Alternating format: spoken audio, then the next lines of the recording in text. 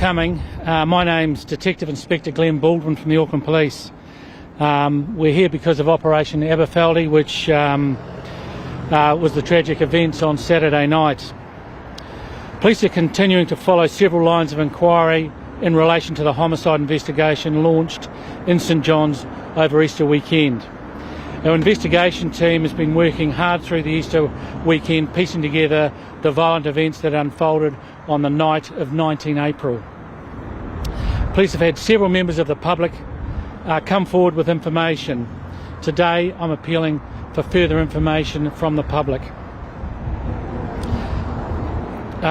In particular, we are seeking to identify some witnesses. I want to be really clear, these are witnesses who were in a white Toyota Ute that was driving in an easterly direction along, in a westerly direction along St John's Road behind me. A bus that we have CCTV footage of has stopped to pick up passengers, and that white Ute was cut off by a black SUV which executed a U-turn in front of it. That white Toyota Ute has a black roll cage sports bar on it, and was driving in that direction there. It had to come to a stop, and we know this because the bus stopped behind it and then all three vehicles left. This was at about 9:50 p.m. The black SUV continued along St John's Road towards the Meadowbank shops. As it got to Blackett Crescent, just to my left, it executed another U-turn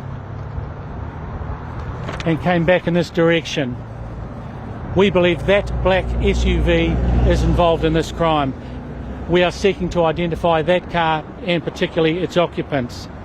To help us to do that, we would like to speak with the occupants and driver of the white Toyota Ute. For clarity, they are critical witnesses for us, and we would like to hear from them, please.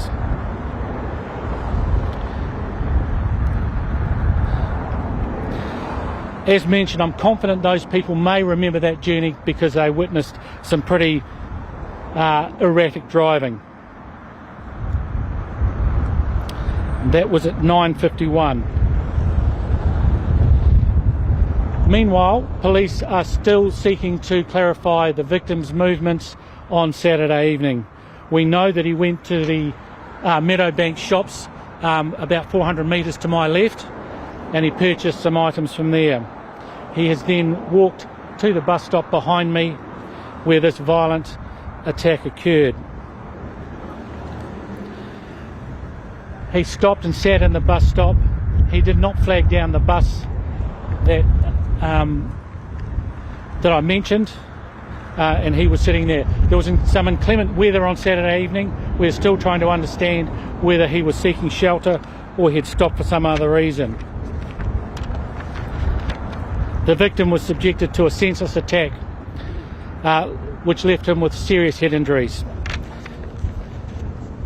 People who witnessed the attack have called ambulance and emergency services, who responded quickly and were here a short time later.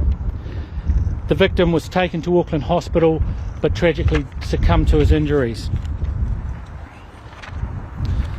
As yet, we have not identified or located the weapon involved. We are keeping an open mind on that and as to why this occurred.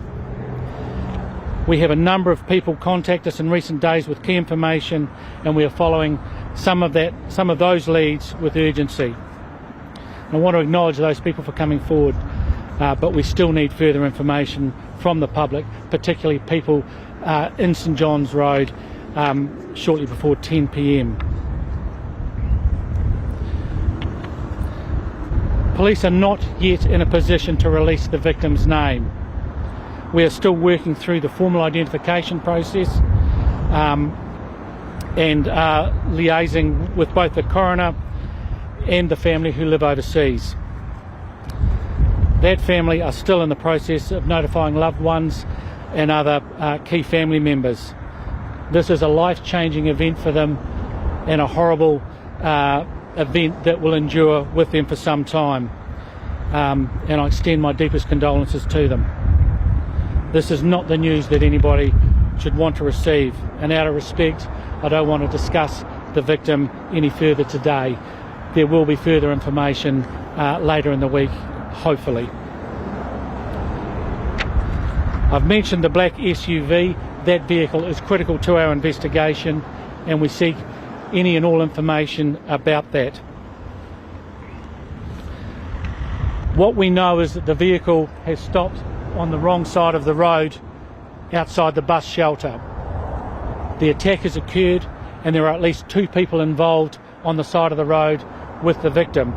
There is potentially at least a third person and others in the vehicle, but we're seeking to clarify that.